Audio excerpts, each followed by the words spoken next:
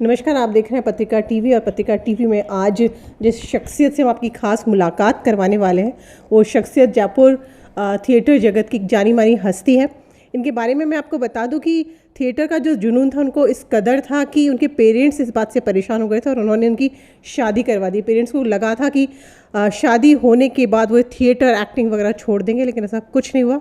उन्होंने कड़ी मेहनत की और आज उनका एक अपना खुद का मुकाम उन्होंने बनाया है। हम बात कर रहे हैं जयपुर थिएटर इंडस्ट्रीज के जाने माने मुगल बच्चा यानी महमूद अली जी की। खास मुलाकात महमूद जी के साथ। बहुत बहुत स्वागत है। शुक्रिया राखी जी, धन्यवाद। आपने मुझे यहाँ पत्रिका टीवी में बुलाया और अपनी बात रखने के लिए मुझे इनवाइट किया, उसके लिए आपका आभार। बहुत लंबे समय से मैं चाह रही थी, कोविड से पहले से हम लगातार प्लान कर रहे थे, आपसे मुलाकात नहीं हो पा रही थी। वो दरअसल मुलाकात इसलिए नहीं हो पाई कि काफ़ी शोज़ वगैरह हम लोगों के चल रहे थे, तो हम लोग जयपुर में भी शोज़ कर रहे थे और जयपुर से बाहर राजस्थान के बाहर भी हम लोग शोज़ कर रहे थे, तो इस वजह से आपसे मुलाकात नहीं हो पाई, लेकिन फाइनली आपसे मिलना हो गया। 2 साल कोविड के कैसे निकले? 2 साल कोविड के शुरुआत में तो लगा कि ये बहुत इजीली निकल जाएगा, लेकिन जब धीरे धीरे जैसे जैसे समय बीतता गया, टाइम निकलता गया, तो ये थोड़ा सा हेक्टिक लगने लगा। मैंने कहा यार ये तो एक जो क्रिएटिव पर्सन है उसको एक बॉक्स में बंद कर दिया जैसे, तो वो ना कुछ कर पा रहा ना मिल पा रहा लोगों से। तो इसका फिर रास्ता ढूंढा कि हमने कुछ नई प्लानिंग्स की फिर हमने कि चलो घर में बैठे हैं तो कुछ ना कुछ नया कुछ तैयार करते हैं। तो उसके चलते मैंने एक कैचुली नाटक तैयार किया और एक मुगल बच्चा जो पेंडिंग में पड़ा हुआ था, मतलब 4 साल पहले ही उसके हमारे शो हुए थे, उसके बाद नहीं हो पाया था, तो उसको रिवाइव किया मैंने। और अभी जवाहर कला केंद्र के अंदर जो जयपुर थिएटर फेस्टिवल हुआ था, तो उसी में मेरी ये दोनों परफॉर्मेंस हुई, तो इस यही सब तैयारी की। जी जी, thank you so much ma'am. Industry से आप जुड़े हुए हैं, थिएटर आप करें कितने साल से और शुरुआत आपकी कब से और किस तरह से? शुरुआत मैम मेरी 98 से हुई है जी। जब मैं क्लास 10th में आया था, तो उसके बाद मैंने सोचा क्यों ना कि रंगमंच से जुड़ा जाए। तो उस वक्त मैं रंगमंच नहीं जानता था, मैं सिर्फ टीवी सिनेमा यही आकर्षण का केंद्र थे, उसी को देख देख के लगता था कि यार एक्टिंग करनी है। तो उसके लिए मैंने काफ़ी जद्दोजहद की। मैंने लोगों से पूछा कि यार ये एक्टिंग कहाँ सिखाई जाती है। तो लोगों ने कहा कि एक मेरा फ्रेंड था, उसने कहा कि आप वहाँ चले जाओ, राजस्थान स्कूल ऑफ आर्ट जो यहाँ है अपने छोटी चौपड़ पे। तो मैं वहाँ पहुँच गया, तो वहाँ मैंने मालूमात की कि साहब मुझे यहाँ पर एक्टिंग का कोर्स करना है। तो उस वक्त मुझे बताया कि यहाँ एक्टिंग नहीं सिखाई जाती है, यहाँ पर गायन है, वादन है, इंस्ट्रूमेंट वगैरह ये सब इनकी ट्रेनिंग होती है। तो फिर मैंने सोचा यार ये तो दिक्कत हो गई क्योंकि मुझे एक्टिंग में जाना था। तो वहाँ मैं लोगों से पूछताछ कर रहा था कि वहाँ मुझे एक सुनील नाम का लड़का मिला। तो मैंने उससे पूछा कि भाई मुझे यहाँ अभिनय के क्षेत्र में जाना है, एक्टिंग सीखनी है, तो मैं कैसे सीख सकता हूँ। तो उसने कहा कि आप गलत जगह आ गए हो, यहाँ एक्टिंग नहीं सिखाई जाती है। तो उसने कहा कि अगर आपको एक्टिंग सीखनी है तो आप रविंद्र मंच जाइए। तो उस वक्त मैं रविंद्र मंच नहीं जानता था, तो उसने मुझे रविंद्र मंच का रास्ता दिखाया। तो उस वक्त जब मैं रविंद्र मंच पहुँचा तो वहाँ मिस्टर साबिर खान साहब की वर्कशॉप चल रही थी, तो वो भी उन्हीं का स्टूडेंट था और मैं उनसे जुड़ा और वहीं से मेरा रंगमंच का सफ़र शुरू हो गया। तो एक तरह से आपने प्रॉपर ट्रेनिंग वगैरह सब कुछ सीखा, आपने एक्टिंग सीखी वहाँ से? जी मैम, मुझे लगता था कि कई लोग क्या होते हैं कि बिना सीखे ही लोग आगे निकलने की सोचते हैं कि भाई टीवी में आ जाएंगे या रंगमंच में अपना काम करेंगे, नाम बड़ा कर लेंगे, लेकिन वो प्रोसेस सही नहीं है। उस प्रोसेस से निकलने के लिए आपको खुद एक प्रोसेस से निकलना पड़ेगा, आपको सीखना पड़ेगा। जब आप सीखेंगे तभी दूसरों को सिखा पाएंगे या दूसरों को अपने बारे में बता पाएंगे।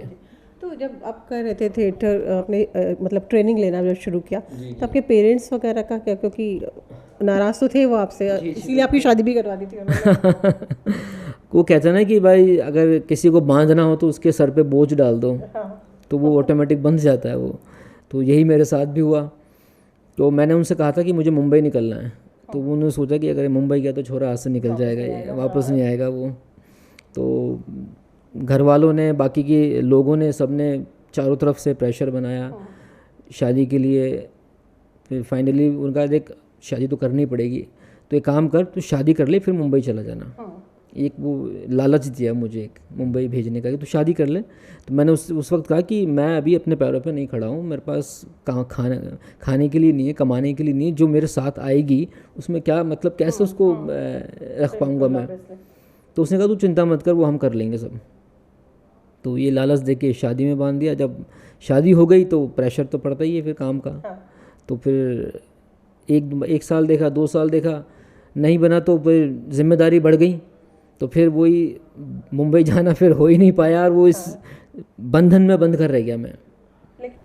थिएटर आपने सीखा, ट्रेनिंग आपकी पूरी हो गई, देन नाटक प्ले किस तरह से, कब, कौन सा पहला? सबसे पहला जो नाटक था मैंने किया था टीन टप्पर, और उसके बाद किया था मैंने साबिर जी के साथ ही था, मतलब महाब्राह्मण।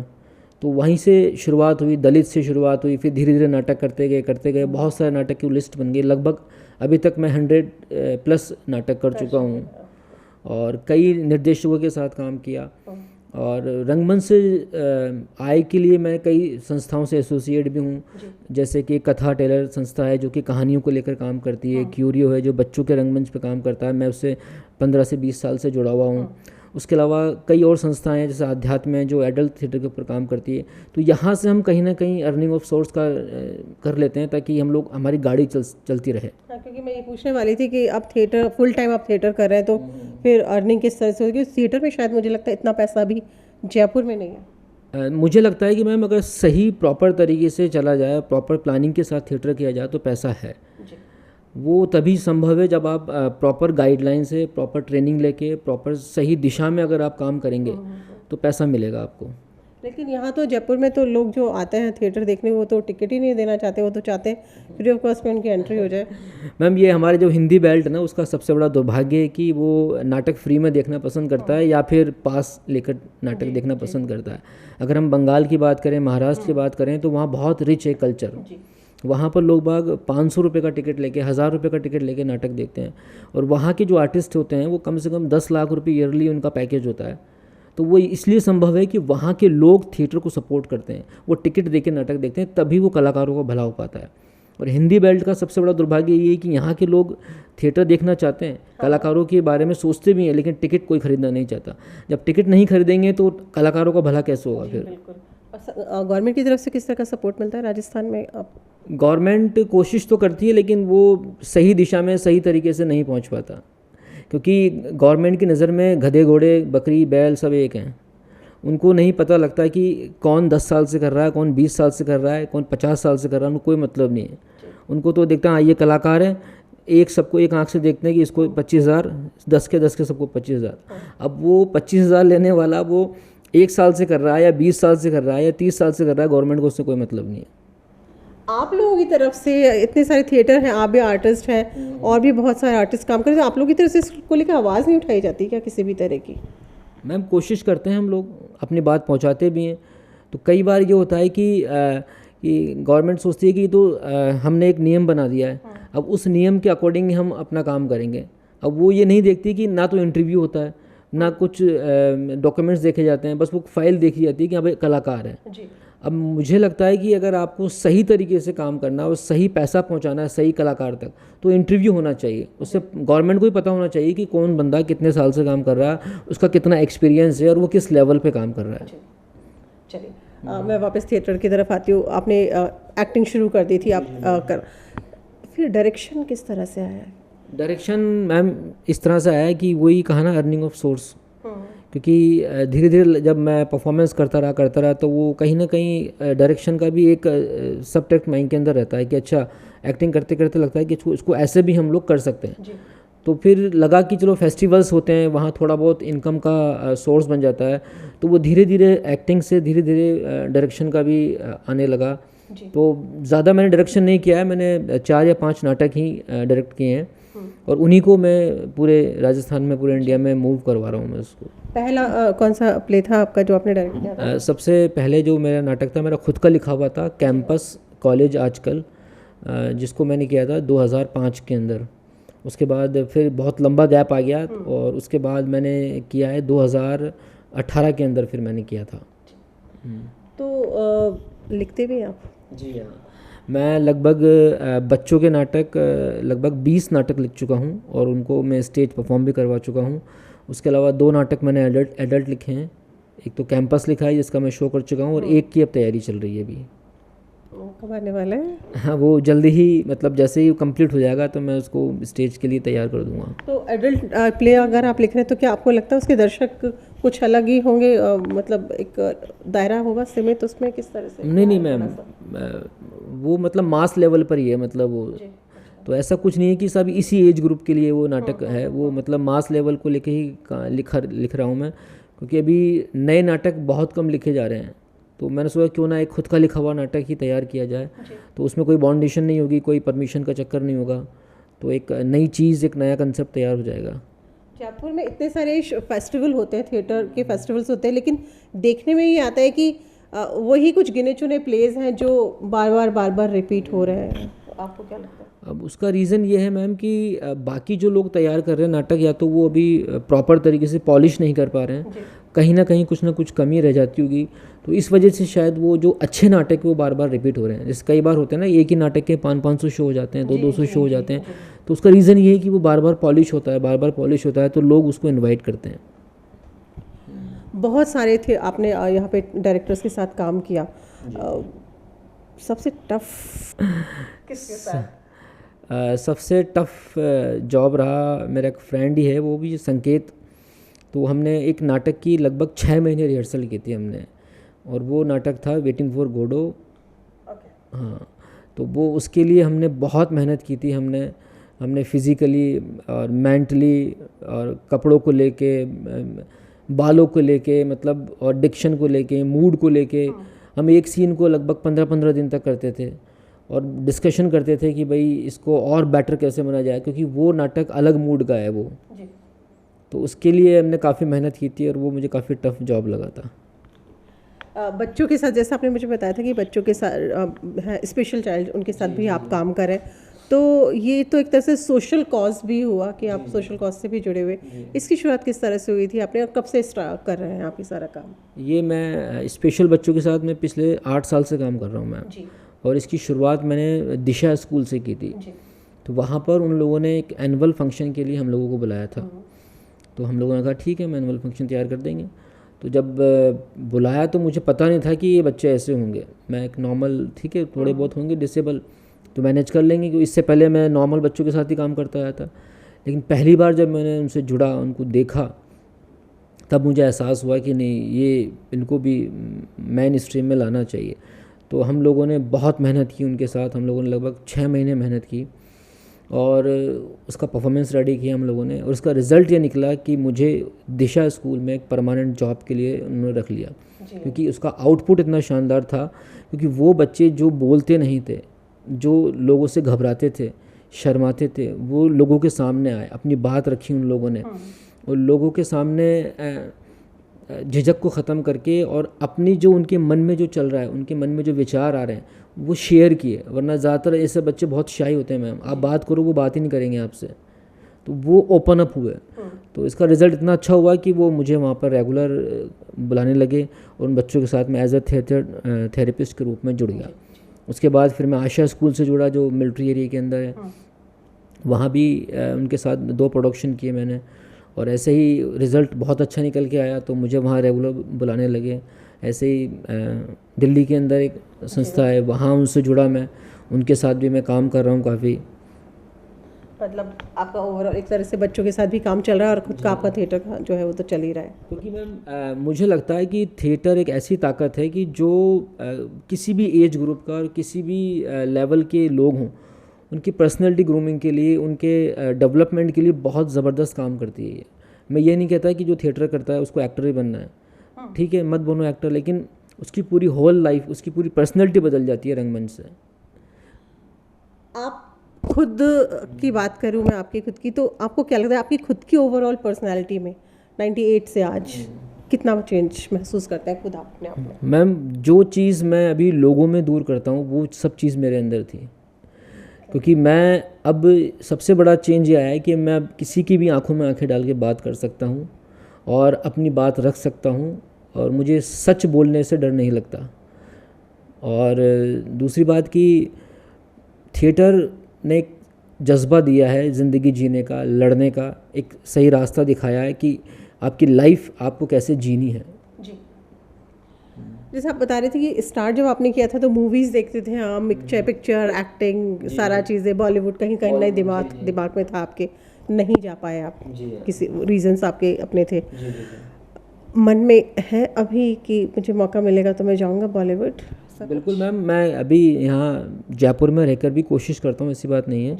मैं ऑडिशंस देता हूँ, और चाहे मैं कितना ही सीनियर हो चुका हूँ, मुझे 20 साल हो गए, लेकिन मैं अभी भी ऑडिशंस देता हूँ मैं, कि कहीं ना कहीं मुझे उस मुकाम तक जो मैं कोशिश में लगा हुआ हूँ, कहीं ना कहीं कोई कैरेक्टर है जो पकड़ में आएगा, जो मुझे हाईलाइट करेगा। ऐसे बहुत सारे कलाकार हैं जो अपनी ज़िंदगी के 20 साल 30 साल देने के बाद वो लाइमलाइट में आए। बिल्कुल। तो उम्मीद कुछ शोज़ वगैरह तो आपने किए हैं ना टीवी के वगैरह के लिए? हाँ, टीवी के लिए मैंने जी स्टूडियो के लिए मैंने, जैसे हम 5 हैं और मैं भी अर्धांगिनी कि उसमें 4-5 एपिसोड किए, 5-5 4-4 एपिसोड सबके अंदर किए। उसके अलावा मैंने एक आइडिया का ऐड किया था, नो उल्लू बनाविंग, अभिषेक बच्चन जी के साथ, तो वो काफ़ी चला था, 3 साल तक वो ऐड टीवी पर आया था और लोग मुझे पहचानने भी लगे थे उस वक्त। और उस वक्त काफ़ी कॉल्स भी आए थे मेरे पास मुंबई से, तो उन्होंने कहा भी था कि आप मुंबई आ जाइए, लेकिन मैं जा नहीं पाया मुंबई। जी, अपने आप को क्या पहले मानेंगे, एज ए एक्टर या एज ए डायरेक्टर? मैं सबसे पहले मैं एक परफॉर्मर हूँ मैं, उसके बाद बाकी चीज़ें हैं, डायरेक्शन, राइटिंग, वो सब सेकेंडरी हैं। माइम भी आप करते हैं? जी, उसके बारे में थोड़ा सा बताइए, एग्जैक्टली माइम आर्ट क्या है?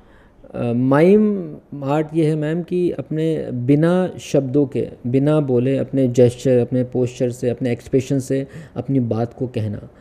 और माइम बेसिकली हम बाय बर्थ माइमर हैं हम सब लोग, क्योंकि बच्चा जब रोता है वो माइम ही करता है ना, और माँ उसके माइम को समझ जाती है कि उसे क्या चाहिए। तो बेसिकली हम लोग बाय बर्थ माइमर्स हैं सब लोग। लेकिन उसको स्टेज तक लाने के लिए थोड़ी सी टेक्निकली हम लोग मेहनत करते हैं, जैसे शेप एंड साइज़ होता है, वेट होता है कि कोई किस चीज़ को कैसे शो कर सकते हैं। जैसे मान लीजिए पानी पीना है या कुर्सी पे बैठना है, तो वो लगना चाहिए कि आप पानी पी रहे हैं या कुर्सी पे बैठ रहे हैं, तो वो शेप, साइज़, वेट, ये सब उस चीज़ को दायरे में खींचता है। तो माइम भी कई तरह की होती हैं, जैसे पैंटोमाइम होता है, एक माइम होता है।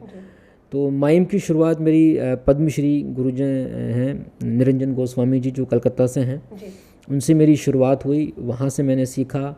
और हम हर साल वहाँ सीखने जाते हैं, परफॉर्म भी करते हैं, और बस दादा का आशीर्वाद बना हुआ है अभी तक। वो सिखा रहे हैं हमको, हमें गाइड कर रहे हैं माइम को लेकर। या आपने जयपुर में या राजस्थान में इसकी कुछ होती है वर्कशॉप कहूँ, या कुछ परफॉर्मेंस वगैरह कुछ बहुत कम होने देखने को मिलती है? हाँ, या जनरली स्कूल कॉलेज के बच्चे ही करते हैं? नहीं मैम, माइम की पिछले कई साल से परफॉर्मेंस बहुत कम हो रही हैं, लेकिन इस बार से काफ़ी अच्छी परफॉर्मेंस होने लगी हैं, क्योंकि अभी माइम वर्कशॉप भी हुई थी जवाहर कला केंद्र के अंदर। उसके अलावा मैंने भी एक जो स्लम्स के बच्चे हैं उनके साथ एक माइम वर्कशॉप की थी, और उसका एक शो रेडी किया था हम लोगों ने, और उसका खोगियो नाम से वो मैंने ही लिखा था। उसकी परफॉर्मेंस हुई थी रविंद्र मंच के ऊपर। तो हम लोग चाह रहे हैं कि धीरे धीरे माइम को भी हम लोग मेन स्ट्रीम तक लेकर आएँ, जैसे थिएटर है वैसे माइम को भी लेकर आएँ। तो मैं कोशिश में लगा हुआ हूँ, एक न एक दिन माइम और थिएटर दोनों बराबर लेवल पे आ जाएंगे। शुरुआती दिनों में जब आपने नए थिएटर करने आए थे, तब इस तरह का कोई एम्बैरेसिंग मूवमेंट आपको फील हुआ कि अरे कुछ गड़बड़ होने वाली है, थिएटर करो, सारे लोग बैठे हुए सामने, क्या होगा, ऐसा कुछ कभी हुआ है मैम? शुरुआत में जब मैं सोलो कर रहा था, सेकंड शो था मेरा, तो मेरा फ्यूज़ उड़ गया था एकदम से। मैंने तो बोला अब क्या करूँ नेक्स्ट। तो मैं बहुत मतलब फिर मुझे समझ में नहीं आया मैं करूँ क्या, तो मैंने कुछ मूवमेंट करना स्टार्ट कर दिए, और मूवमेंट करते करते सोचने लगा कि यार लाइन क्या थी, मैं क्या मिस कर रहा हूँ मैं। तो फिर दिमाग पे जोर डाला, तो वो लाइन पकड़ में आ गई, फिर मैंने वापस स्टार्ट किया। मतलब दर्शकों को, हम लोगों को पता नहीं चला कि कहाँ गड़बड़ हुई है। हाँ, ये हम एक्ट्रेस की ये पहचान होती है, ये ख़ास बात होती है कि वो पता नहीं लगने देते कि ऑडियंस को कि ये भूल गया है। अभी आप थोड़ी देर पहले पढ़ने वाली बात भी कर रहे थे, तो एज ए आर्टिस्ट या एज ए डायरेक्टर पढ़ना कितना ज़रूरी है? मैम, पढ़ना बहुत ज़रूरी है, क्योंकि जितने शब्द आप पढ़ेंगे उतने ही आपकी वोकैबुलरी बढ़ेगी, उतना ही आपका सोच का दायरा बढ़ेगा, क्योंकि शब्द ही हैं जो इंसान को आगे बढ़ाते हैं। क्योंकि शब्दों से, ये शब्दों का जो संसार है ना, वो एक इतना बड़ा संसार है कि आप जितना पढ़ेंगे आपका लेवल उतना ही आगे बढ़ता जाएगा। और आप जितना पढ़ना कम कर देंगे तो आपकी जो डिक्शनरी ना माइंड की वो कम होती जाएगी और आप सोचना कम कर देंगे। आप भी पढ़ते होंगे, किस तरह का आपको ज़्यादा पढ़ना पसंद है? मुझे ज़्यादातर रोमांटिक नावल ज़्यादा पसंद है। मुझे जैसे 2-3 बिज्जी की 2-3 कहानियाँ हैं रोमांटिक हैं, जैसे कैचुली है, उसमें रोमांटिक भी है, थोड़ा सा महिला सशक्तिकरण को लेकर भी लिखते हैं वो बहुत ज़्यादा। इस्मत चुगताई हैं, वो महिला सशक्तिकरण को लेकर बहुत लिखती हैं। तो दोनों नाटक में मेरे जो मैंने भी किए थे ये महिलाओं को सेंट्रल में थे कि महिलाओं की क्या स्थिति रहती है समाज के अंदर और वो कैसे डेवलप हो। तो मैं ज़्यादातर इसी तरह की कहानियाँ ज़्यादा पढ़ना पसंद करता हूँ। और शायद करना भी इसी तरह के इश्यूज पे। हाँ, एक्टिंग भी आप ऐसे मतलब जी theatre जी भी ऐसे करते हैं आप? जी मैंने इससे पहले भी एक तीसरा मचान नाटक डायरेक्ट किया था जो डॉक्टर राघव प्रकाश का लिखा हुआ है। और वो भी मातृ सत्तात्मक को लेकर था। मतलब पहले क्या था कि जब हम आदिम युग में थे तब माँ की सत्ता होती थी, माँ ही मुखिया होती थी और माँ पूरे कबीले को संभालती थी और बच्चा माँ के नाम से जाना जाता था। लेकिन धीरे धीरे क्या हुआ कि वो पुरुषों ने महिलाओं को क्या लालच दिया, कैसे उनको चीज़ें सपने दिखाए, तो धीरे धीरे औरतों ने, महिलाओं ने अपनी जो ताकत थी, जो अपने हथियार कह सकते हैं या अपने अधिकार कह सकते हैं, वो धीरे धीरे अपने पुरुषों के हाथ में देती गई। वो उन्होंने अपने आप को खाली कर लिया और आज सत्ता पुरुषों के हाथ में है। अभी थिएटर में जयपुर में क्या स्थिति है, महिलाओं की क्या स्थिति है? आर्टिस्ट जो है आ रही है या? स्थिति तो मैम वैसी है जैसे पहले थी, क्योंकि अब प्लस पॉइंट ये है कि स्कूल कॉलेजेस में जो ड्रामा हो रहा है तो उससे थोड़ा सा जो फीमेल आर्टिस्ट हैं वो निकल के आ रही हैं और वो जुड़ भी रही हैं रंगमंच से। बस सबसे बड़ी प्रॉब्लम यही होती है कि उनकी शादी के बाद उनका करियर ख़राब हो जाता है। मतलब वो अपने घर संभालने लगती हैं, शादी के बाद थिएटर लगभग बंद हो जाता है। तो ऐसी कई लड़कियां हैं जिनको मैं जानता हूँ, शुरुआत जब शादी नहीं हुई थी तो बहुत अच्छा रंगमंच कर रही थी, शादी होने के बाद वो अपनी गृहस्थी में बिजी हो गई। लेकिन जयपुर रंगमंच में ये भी कहा आता है, इस तरह की चर्चाएं आती रहती हैं जो सुनने में आती है हमें कि जो लड़कियां काम कर रही हैं उनका एक्सप्लॉयटेशन बहुत होता है। नहीं मैम, मैं पिछले 22 साल से रंगमंच में हूँ और मैं लगभग 8 से 10 ग्रुप के साथ काम करता हूँ फ्रीलांसिंग, और वहाँ मैंने आज तक ये प्रॉब्लम नहीं देखी। या तो वो ग्रुप ही ऐसा है जो लिटरेट नहीं है और जो शौकिया करता है और जो पढ़ता नहीं है, गाइड नहीं करता लोगों को, जो सिर्फ लगता है कि उसको सिर्फ टाइम पास करना है, वहाँ मैं समझ सकता हूँ। लेकिन जो प्रोफेशनली थिएटर करते हैं और जो प्रोफेशनली रंगमंच को समझते हैं वहाँ ऐसी प्रॉब्लम नहीं है मैम। किसी को गुरु मानते हैं आप? जी, कौन है? साबिर जी हैं और निरंजन गोस्वामी जी माइम को ले काम करते हैं, साबिर जी। उसके अलावा यूथ में जो मुझे सिखाया वो मेरा गुरु है। फिर भी होता है कोई किसी से हमें इंस्पिरेशन मिलती है, कोई बहुत ऐसा आर्टिस्ट हो या ऐसा कोई डायरेक्टर जो आपको बहुत इंस्पायर करता है? इंस्पायर तो जैसे संकेत है वो करता है, साबिर जी के प्रोडक्शन बहुत अच्छे होते हैं, वो मैं देखता हूँ जयपुर के अंदर। और निरंजन गोस्वामी जी के परफॉर्मेंस मुझे बहुत पसंद आती हैं, तभी मैं उनसे जुड़ा हुआ हूँ जी। आगे के फ्यूचर प्लान्स क्या हैं आपके और क्या करने की चाहत है? आगे की चाहत तो मैम यही है कि रंगमंच में ही मैं कुछ नया करने की चाहत रखता हूँ कि रंगमंच में मैं अपने आप को और कैसे डेवलप कर सकता हूँ, मैं खुद का विकास और ज़्यादा कैसे कर सकता हूँ, खुद को इन्हांस और कैसे कर सकता हूँ, ताकि जो कुछ मैंने सीखा है वो मैं आने वाले नए बच्चों को जो स्कूल लेवल पे काम कर रहे हैं, जो सीखना चाहते हैं, 10th क्लास में 12th क्लास में जो रंगमंच से जुड़ना चाहते हैं, वो मैं अपना एक्सपीरियंस शेयर करके उन्हें सही लाइन और सही रास्ता दिखा सकूं ताकि वो भटके नहीं। As a artist back stage की नॉलेज कितनी आपको लगता है कि जो एक्टिंग कर रहा है उसको भी बैक स्टेज की नॉलेज होनी चाहिए या ज़रूरी है ये नॉलेज भी? बिल्कुल मैम, बहुत ज़रूरी है। मैंने आपको कहा ना मैम कि रंगमंच जो है ना वो सभी विधाओं का गुरु है। इसमें डांस आता है, सिंगिंग आती है, बैक स्टेज आता है, सेट डिज़ाइन आता है, कॉस्ट्यूम आता है, प्रॉपर्टी आती है, और उसके अलावा लाइट डिज़ाइन आती है, म्यूज़िक डिज़ाइन आता है। तो आपको सबकी नॉलेज होना ज़रूरी है। और वो मैं नॉलेज लेता भी हूँ। मैं जैसे मान लीजिए कोई मेरे नाटक में लाइट कर रहा है तो मैं उससे डिस्कस करता हूँ, जो कॉस्ट्यूम कर रहा है मैं उससे डिस्कस करता हूँ कि कौन सा कपड़ा होना ज़रूरी है, कौन सा कलर ज़रूरी है, और वो क्या इम्पैक्ट निकल के आएगा जब उस कपड़े के ऊपर लाइट पड़ेगी, और वो जो मूड चल रहा है वो म्यूज़िक किस मूड का होना ज़रूरी है। तो एज ए आर्टिस्ट या एज ए डायरेक्टर इन सब चीज़ों की नॉलेज होना बहुत ज़रूरी है। अभी जो बच्चे आ रहे हैं थिएटर में, क्या वो उस आपको लगता है उनमें ये सारी चीज़ें सीखने का पेशेंस है, या फिर एक्टिंग करनी है तो मैं सिर्फ एक्टिंग ही करनी है? नहीं, कुछ हैं जिनको रंगमंच करना है वो आ रहे हैं ये कुछ सीखने के लिए, और जिनको सिर्फ लगता है कि हमें बॉलीवुड में जाना है तो वो सतही तौर पर रंगमंच सीखते हैं, 1 साल 2 साल किया और बॉम्बे निकल जाते हैं। फिर होता ये है कि वो फिर वापस उनको लौटना पड़ता है, क्योंकि वो प्रॉपर तरीके से वो सही गाइडलाइन लेके नहीं जाते और सही सीख कर नहीं जाते हैं। फिर आके बोलते हैं कि यार रंगमंच ने ज़िंदगी बर्बाद कर दी, एक्टिंग ने बर्बाद कर दिया। तो भाई आबाद तो तब करेगा तब आप उसको सीखोगे। अब एक डॉक्टर है, अपने डॉक्टर बनने के लिए ज़िंदगी के 20 साल देने पड़ते हैं उसको, पढ़ता है बहुत वो। एक इंजीनियर है, बहुत पढ़ता है वो, तब जाके वो कामयाब होते हैं। और रंगमंच में क्या है कि हम पढ़ेंगे लिखेंगे कुछ नहीं, सिर्फ देखा कि हाँ 1 साल एक्टिंग सीखी और हम बन गए एक्टर, तो वो उससे काम नहीं चलेगा। पेशेंस बहुत ज़रूरी है। जी, पेशेंस बहुत ज़रूरी है, सीखना ज़रूरी है, पढ़ना ज़रूरी है, अप्लाई करना ज़रूरी है। आप थिएटर कर रहे हैं, फुल टाइम थिएटर कर रहे हैं आप जी। अगर कल को आपके बच्चों ने भी कहा कि वो भी यही करना चाहते तो क्या आप उन्हें करने देंगे? हाँ बिल्कुल मैम, मैं पहले उनको प्रॉपर ट्रेनिंग दिलवाऊंगा किसी अच्छे इंस्टीट्यूट के अंदर, क्योंकि अब गवर्नमेंट ने बहुत सारे रास्ते खोल दिए हैं।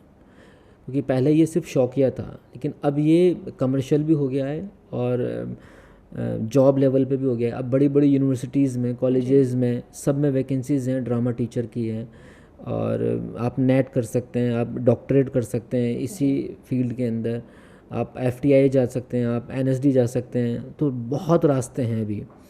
तो अगर उनका मन हुआ तो मैं प्रॉपर ट्रेनिंग करवाऊँगा, करेंगे, और उसके बाद ही फिर उन बच्चों को उस फील्ड में मैं भेजूँगा।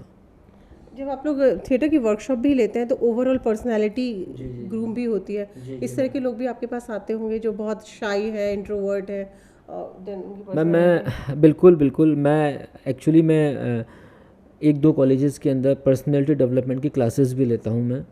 और वहाँ जो IAS RS की तैयारी करने आते हैं बच्चे, तो हम उनको सिखाते हैं, उनका कॉन्फिडेंस बिल्ड करते हैं कि कैसे वो एक इंटरव्यूअर के सामने अपने आप को प्रेजेंट करेंगे, उनका जेस्चर क्या होना चाहिए, उनका पोस्चर क्या होना चाहिए, उनका बोलने का तरीका क्या होना चाहिए, जब वो रूम में एंटर होते हैं तो उनकी बॉडी लैंग्वेज क्या होनी चाहिए, और आँखों में आँखें डाल के बात करना चाहिए।